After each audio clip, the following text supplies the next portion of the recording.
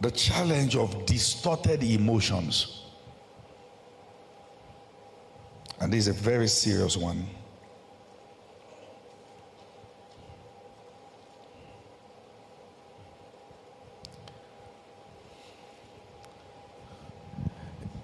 The emotions that you have are not bad. Being emotional is not a bad thing. They are a blessing from God. You express yourself with it. You have the feeling of love, the feeling of whatever feeling. But those emotions can be distorted. For instance, it is possible to grow old and have never tasted love. Real love. You don't know what it looks like. Particularly in cases where the person's first exposure to love was sex. The fellow finds it difficult to know how to love without sex, without touching. He wants to love, but the first expression that was communicated to him was when there is love, there should be sex. So the emotions around that subject matter is distorted. He doesn't understand it. Let me give you another instance. Are you aware that there are people who dread phone calls?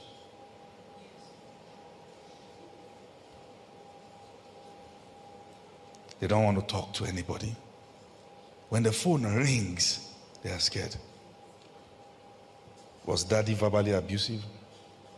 Every time he calls, he talks you down. Every time he calls, there's complaints. And now you're just scared. And people don't understand the reason why you can't sustain relationships for long. Because once they take you serious, you become afraid and you find a way to discard them out of your life. People love you, but you struggle to hold it down. Because once it's getting serious, it scares you. Just scares you. You're just afraid. The friends you are able to keep are friends who don't call you all the time.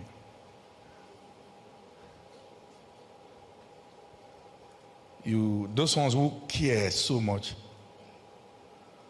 you burn out. I can't do this, I can't do this, I can't do this.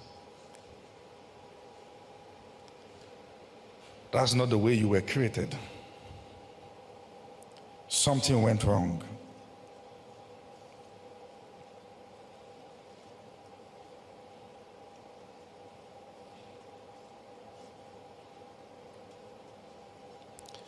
And sometimes when the emotions of a person are distorted, the person lacks the ability to connect. Doesn't connect with people. May say nice stuff. May greet you well.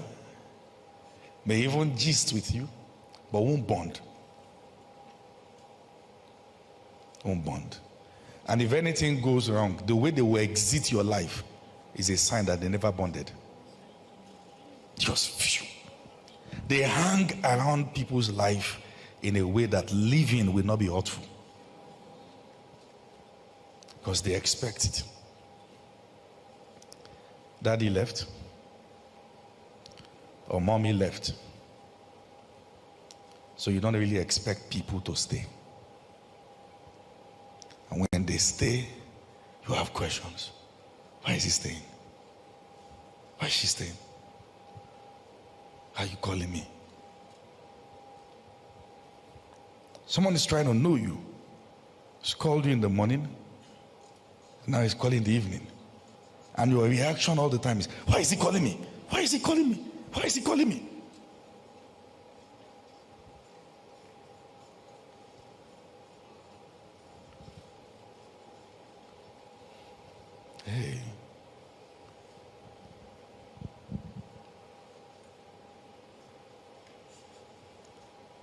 Some have no connection to anyone or any community, not even church.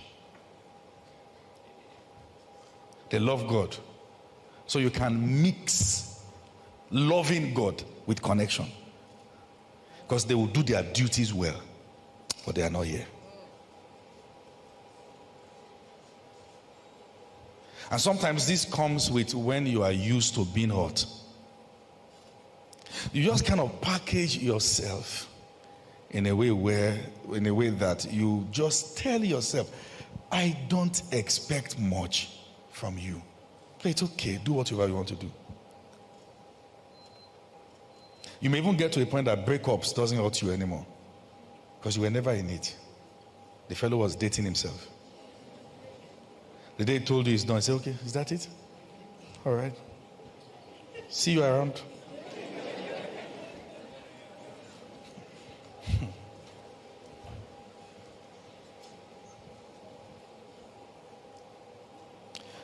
Sometimes that usually happens when people lose people so dear to them, and they are like, I'm not going to go through this loss again. This is it. Nobody is ever going to take this space in my life anymore. You know, it is possible to lose a spouse, but you are still trapped with the spouse, and nobody can love you again. It is possible to be divorced, but you are still married emotionally, because your emotional space is not vacant.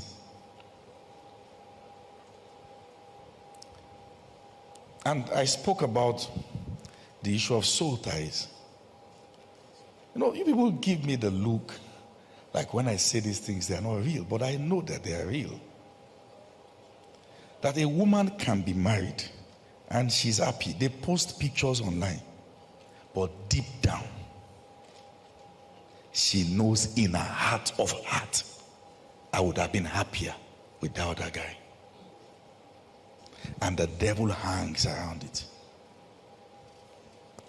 And sometimes to be emotionally moved towards her husband, she has to imagine the face of the guy. And vice versa.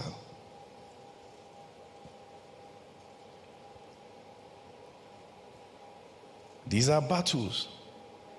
We don't talk about them in church, but they are real. Hey, bro. They are real. They are very real.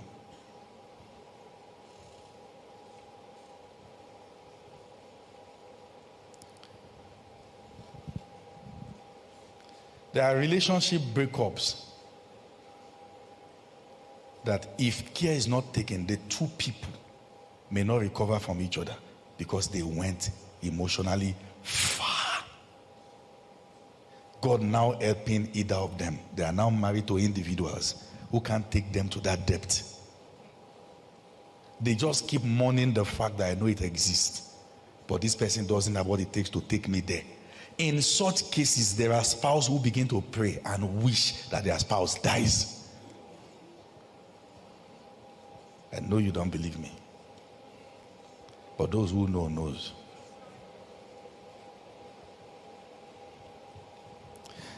Marriage is deep.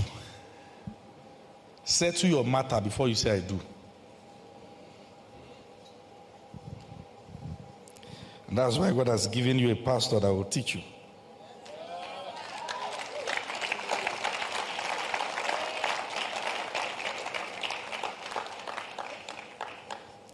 I'm not done. Some girls still have the DMs from the guy they wish they said yes to. And they keep those DM as idols. And they keep mourning it. I wish I said yes then. No. Get out of it. It's a trap.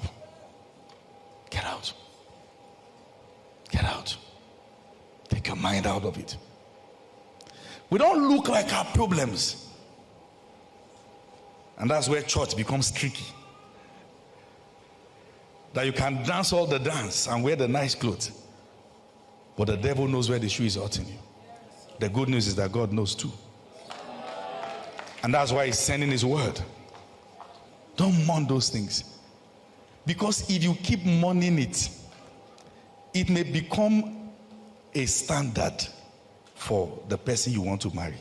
If the person doesn't meet up with it, you may be married but yet lonely. Because physically you are married to this guy, but emotionally you are married to that guy. And you may not even be talking.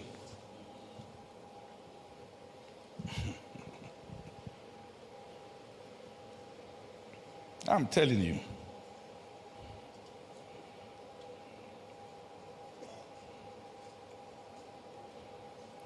Are you with me?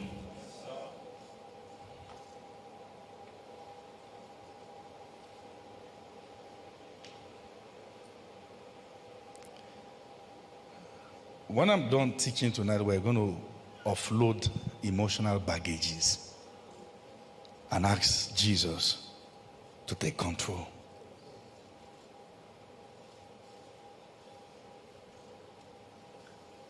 You will not do your life in regret. I didn't hear that amen loud enough. You will live a clean life. A life of strength. There will be no loophole for the devil to attack your emotions. You'll be fine. You'll be fine. You'll be fine. You'll be fine. You will be fine. And sometimes out of pressure, you may say yes to someone you are not connecting with. And for life, if care is not taken, you may never connect. That's where marriage that ought to be pleasant becomes a box. You are just not connecting. It's like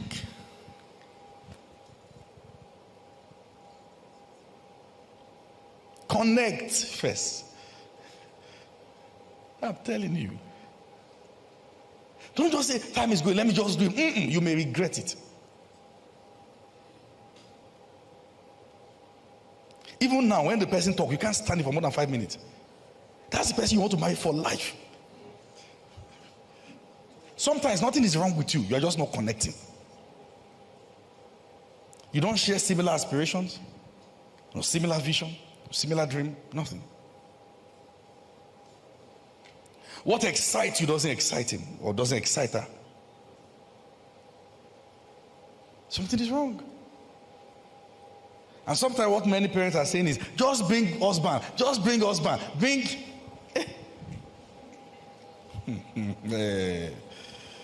Okay.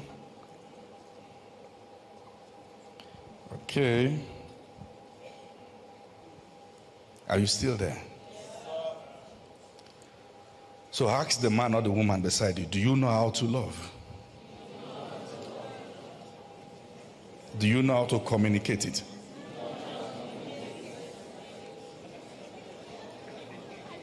Do you know how to be affectionate?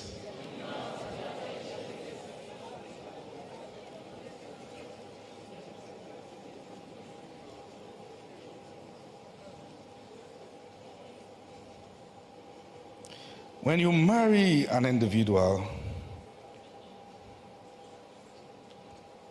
whose emotion is distorted, one of the signs is that the fellow may not know how to provide emotional support in the marriage. He or she may want to, but doesn't know how to, because you can't give what you don't have.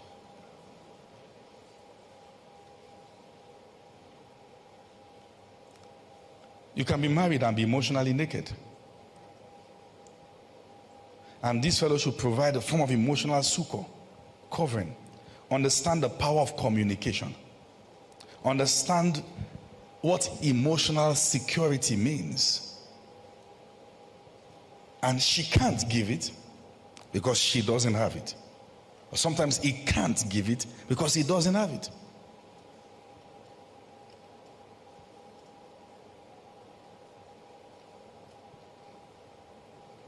Doesn't know how to be there for the partner. doesn't know what to say when things are the way they are. She's crying, or is crying. She's confused. Why are you crying? Wipe your tears and stand up.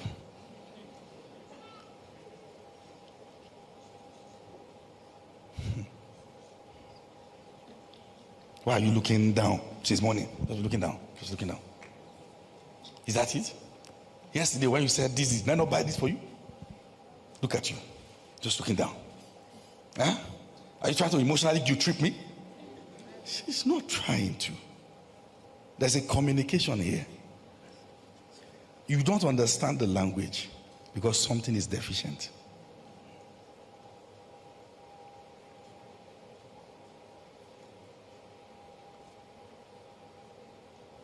Tells the wife, I don't like you being moody around my house. And she's trying to say something.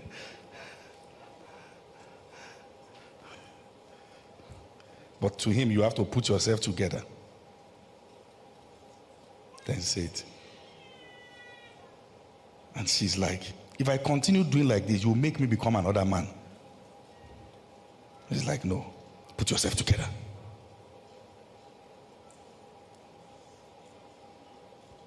These are issues. So ask the man beside you, do you know how to provide support? And ask the woman beside you too, do you know how to provide support? It's weird the way husband and wife are sitting together. I don't want to fall into trouble.